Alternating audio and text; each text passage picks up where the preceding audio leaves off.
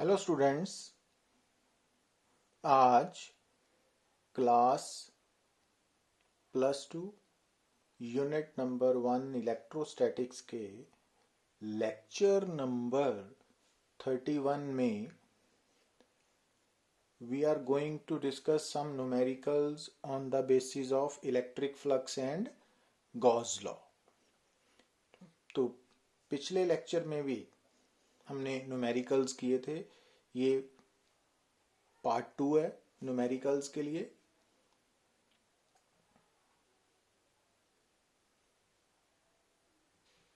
अब first numerical है, ए charge Q is placed at A distance a/2 above the center of a horizontal square surface of edge A.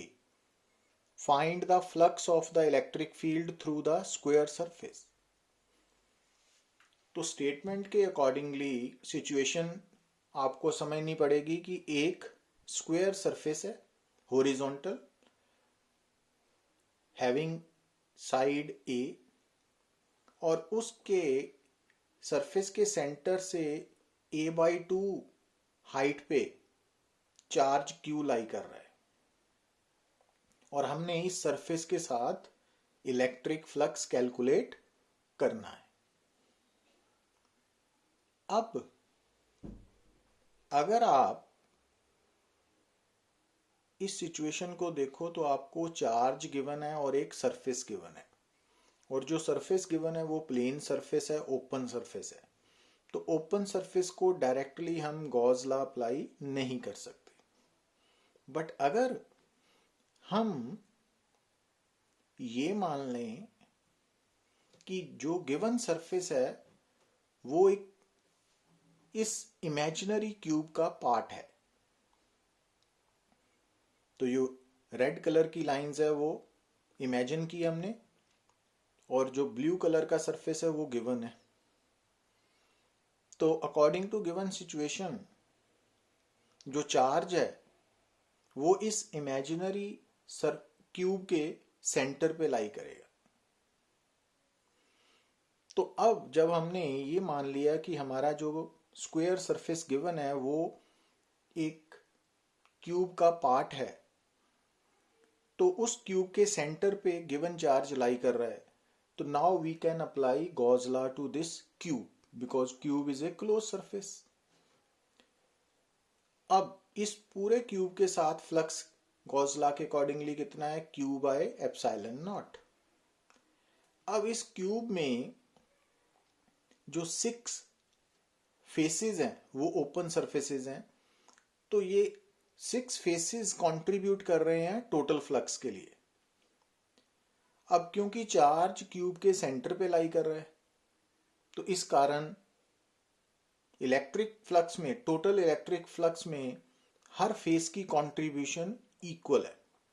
तो अब क्योंकि total flux cube के साथ Q/ε0 है तो एक फेस की कंट्रीब्यूशन कितनी होगी, टोटल फ्लक्स का 1/6, क्योंकि क्यूब के 6 फेसेस हैं। तो हमारा आंसर क्या आ गया, Q/6ε0 will be the answer. अब नेक्स्ट न्यूमेरिकल में क्या गिवन है हमें, it is given that electric field is equal to 200 I cap Newton per coulomb for x greater than 0 and E is equal to -200 I cap Newton per coulomb for x is less than 0. A right circular cylinder of length 20 cm and radius 5 cm has its center at the origin and its axis is along the x-axis, so that one face is at x is equal to +10 cm and the other is at x is equal to -10 cm. What is the net outward flux through each flat face? What is the flux through the side of the cylinder? Side of cylinder means curved surface of the cylinder. What is the net outward flux through the cylinder and what is the net charge inside the cylinder? तो इस cylinder का radius क्योंकि हमें given है 5 centimetre, तो जो area of cross section है plane surface of the cylinder है उसका एरिया πr², तो उसको मीटर में कन्वर्ट कर लिया, SI में स्क्वायर मीटर में कन्वर्ट कर लिया, तो ये बन गया। और जो सिचुएशन गिवन है उसके अकॉर्डिंगली ये डायग्राम है। तो ये डायग्राम आपको नजर आ रही है। तो जो सिलेंडर है उसके तीन सरफेसेस हैं, एक left plane surface, right plane surface and curved surface. अब ये जो लेफ्ट फेस है ये x लेस देन 0 वाले पोर्शन में लाई कर रहा है। तो यहाँ पे इलेक्ट्रिक फील्ड की वैल्यू आपको गिवन है -200 आई कैप न्यूटन पर कूलम। और जो राइट फेस है वो x ग्रेटर देन 0 वाले पोर्शन में लाई कर रहा है, तो वहाँ पे ER की वैल्यू 200 आई कैप न्यूटन पर कूलम है। अब जैसा कि आपको पता होना चाहिए कि कोई भी जो सरफेस है अगर वो पार्ट ऑफ क्लोज्ड सरफेस है तो उसके एरिया वेक्टर की डायरेक्शन उस सरफेस के परपेंडिकुलर बट आउटवर्ड होगी, बाहर की तरफ। तो लेफ्ट फेस पे जो नॉर्मल एरिया वेक्टर की डायरेक्शन है वो बाहर की तरफ ऐसे होगी, means along negative x axis. और राइट फेस पे एरिया वेक्टर की डायरेक्शन जो है वो अलोंग पॉजिटिव एक्स एक्सिस है।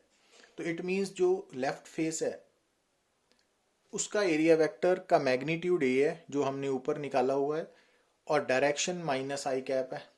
और इसी तरह जो राइट फेस का एरिया वेक्टर है उसका मैग्नीट्यूड ये है बट डायरेक्शन i कैप है। तो इक्वेशन नंबर 2 एंड 3। अब अगर आपने लेफ्ट फेस के साथ फ्लक्स निकालना है तो आप क्या करोगे, EL vector dot AL vector.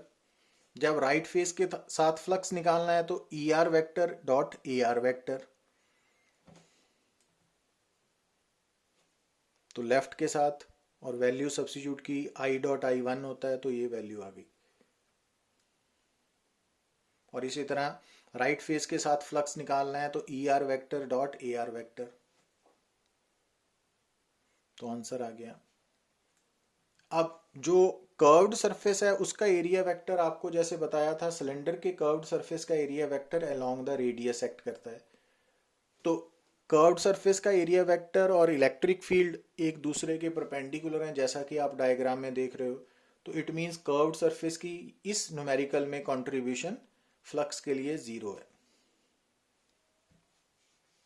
तो इट मींस टोटल फ्लक्स अगर निकालना है तो तीनों का फ्लक्स ऐड करना है, तो आंसर आ गया। अब टोटल फ्लक्स क्लोज सरफेस का हमने निकाल लिया, तो वो किसके बराबर होगा according to Gauss law, Q charge over epsilon nought. तो वहां से क्यू की वैल्यू, और एप्सिलॉन नॉट की वैल्यू आपको नोन ही है कि 8.85 इंटू 10⁻⁻12 इन SI।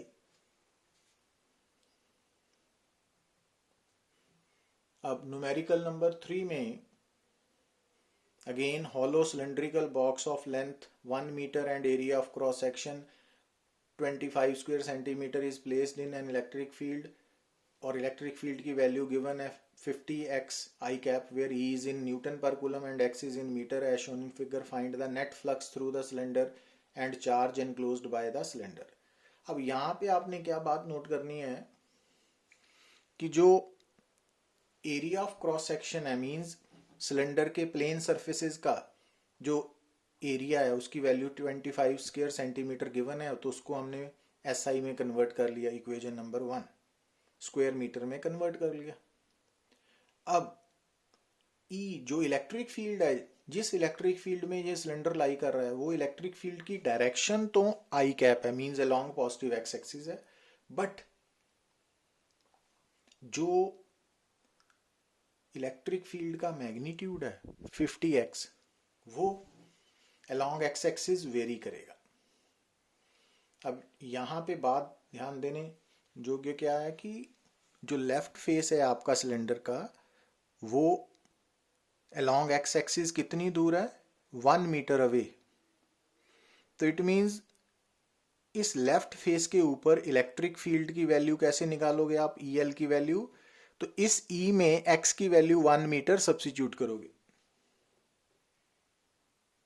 और राइट फेस के लिए अगर आपने इलेक्ट्रिक फील्ड की वैल्यू निकालनी है तो इस इक्वेशन नंबर 2 में जो राइट फेस है वो ओरिजिन से अलोंग एक्स एक्सिस कितनी दूर है, 2 मीटर। तो 50 इंटू 2 ऐसे कराएं, तो इस तरह की जाएगी कैलकुलेशन। तो अब लेफ्ट फेस की अगर आपने फ्लक्स निकालनी है तो EL vector and AL vector का डॉट प्रोडक्ट ले लेना है। अब AL वेक्टर की डायरेक्शन किस तरफ होगी, आउटवर्ड, और आउटवर्ड डायरेक्शन नेगेटिव x बन रही है तो माइनस आई कैप लिखा है ना। और इसी तरह से ER की वैल्यू निकालने के लिए जैसे मैंने पहले बताया x की वैल्यू इक्वेशन नंबर 2 में कितनी सब्स्टिट्यूट करनी है आपने, 2 मीटर, और AR की डायरेक्शन अलोंग x एक्सिस है तो आई कैप इसकी डायरेक्शन है। अब इनका डॉट प्रोडक्ट ले लिया। अब कर्व्ड सरफेस के लिए आप नोट करो कि इलेक्ट्रिक फील्ड की डायरेक्शन है अलोंग x एक्सिस, जबकि एरिया वेक्टर जो है फॉर कर्व्ड सरफेस ये वाला ये E के परपेंडिकुलर है, तो इट मीन्स उनका डॉट प्रोडक्ट जीरो आएगा, तो flux contributed bye curved surface zero है। तो total flux left face, right face, curved face, तो तीनों को ऐड किया और गॉस लॉ यूज करके हमने चार्ज एनक्लोज्ड निकाल लेना है।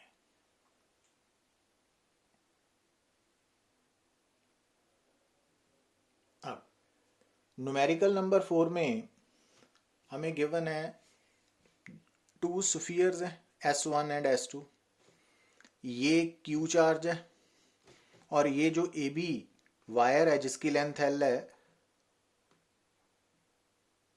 वो भी चार्ज है, बट उस पे चार्ज डेंसिटी गिवन है lambda is equal to kx, k constant है और x distance measured from end A. तो सबसे पहले आपको कैलकुलेट करना पड़ेगा कि ये जो चार्ज वायर AB है इस पे टोटल कितना चार्ज है।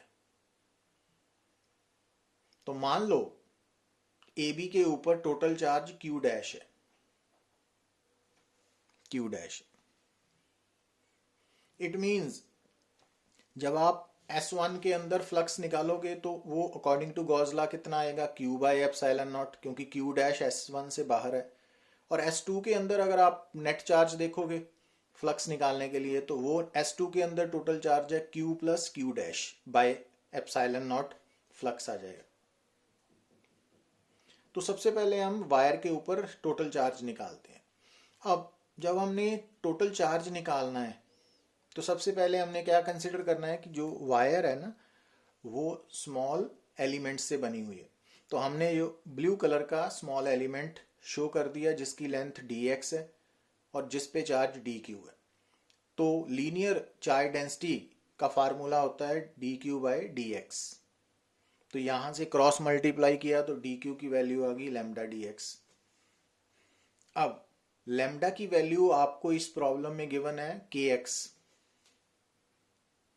तो यहाँ पे सब्स्टिट्यूट किया तो dq आ गया kx dx। और अब हमने टोटल चार्ज निकालना है AB वायर पे, तो इस इक्वेशन को इंटीग्रेट कर दिया तो dq कन्वर्ट हो गया q डैश में, और जब इंटीग्रेट किया तो k कांस्टेंट बाहर आ गया। अब x dx और ये वेरिएशन जो a एंड है उसको ओरिजिन मान लिया तो 0, और b तक आते आते x की वैल्यू l तक वेरी करेगी। तो अब यहाँ पे सॉल्व किया तो इट मीन्स q डैश की वैल्यू हाफ KL स्क्वायर के इक्वल आ गई। अब इस वैल्यू को गॉस लॉ के अकॉर्डिंगली S1 में फ्लक्स कितना होगा Q बाय एप्सिलॉन नॉट, और S2 के अंदर टोटल चार्ज कितना है Q प्लस Q डैश। तो Q डैश की वैल्यू यहाँ पे सब्स्टिट्यूट की और फ्लक्स बन गया Q plus Q dash by epsilon nought. तो इस तरह आप आंसर निकाल सकते हो। Thank you.